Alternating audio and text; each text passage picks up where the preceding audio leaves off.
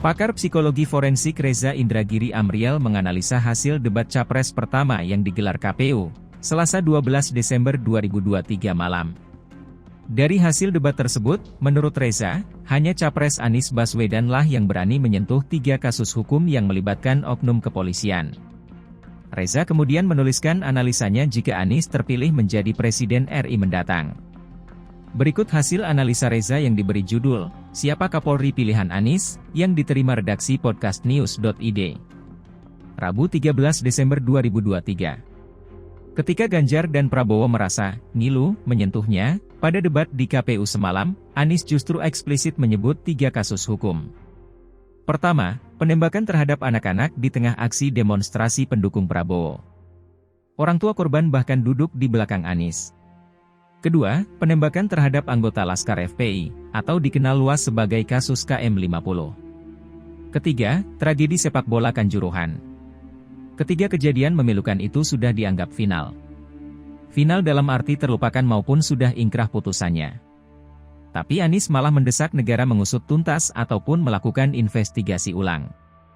Dengan pesan sedemikian rupa, Anies menerobos ke area paling rawan dalam dunia penegakan hukum, penghormatan HAM dan ketuntasan pengungkapan kasus. Pada peristiwa penembakan, kasus ini melayang-layang sebagai extrajudicial killing atau unlawful killing. Semakin serius karena yang menjadi korban adalah anak-anak. Anak-anak adalah kelompok usia yang PBB pun sampai mengeluarkan konvensi khusus untuk melindunginya. Namun boleh jadi juga karena mereka masih anak-anak, maka upaya pengungkapan kasusnya tidak terlihat seolah mereka adalah warga kelas 2. Sementara, kasus KM50 dan kasus Kanjuruhan sudah selesai. Tapi sebatas selesai dari sisi kepastian hukum. Anies, sebagaimana pandangan banyak kalangan, menilai kemanfaatan hukum apalagi keadilan hukum masih jauh dari kenyataan. Dan ketika Anies juga mengangkat narasi tentang Indonesia sebagai negara kekuasaan, bukan negara hukum, maka, selesainya kasus KM50 dan kasus Kanjuruhan dapat ditafsirkan sebagai penyelesaian kasus hukum yang lebih dikendalikan oleh kekuasaan. Bukan oleh hasrat luhur untuk mencapai keadilan. Pertanyaannya, kelak jika Anies ingin menginvestigasi maupun melakukan investigasi ulang ketiga kasus tadi, adakah insan Tribrata yang sanggup melakukannya? Siapakah anggota Polri yang mampu menjadi Kapolri dan mengemban tugas tersebut? Bayangkan Presiden Anies berkata ke Kapolri, saya berikan Anda waktu 100 hari. Lewat dari itu, Anda saya copot. Mari kita tinjau 3 situasi. Pertama, secara umum, di organisasi kepolisian terdapat Blue Curtain Code atau kode tirai biru.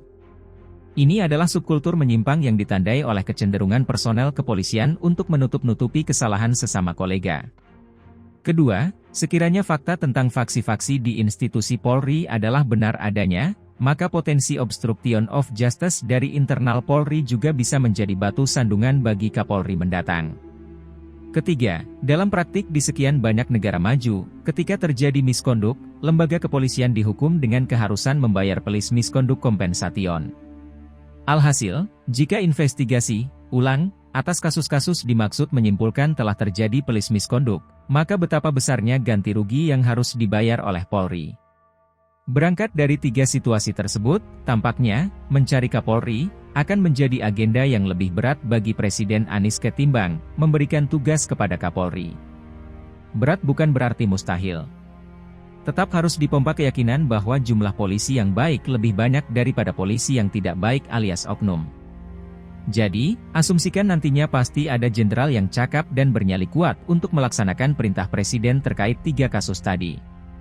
DPR RI akan punya kontribusi besar jika juga punya komitmen yang sama pada ketiga kasus di atas. Satu lagi, lembaga-lembaga pada sistem peradilan pidana juga tidak perlu resisten. Ini momentum baik bagi revitalisasi profesionalisme, integritas, dan akuntabilitas institusi penegakan hukum. Halo, selamat berjumpa dengan saya Anika, pembaca berita podcastnews.id. Saksikan terus konten-konten menarik dari kami. Jangan lupa subscribe, like dan komen. Terima kasih.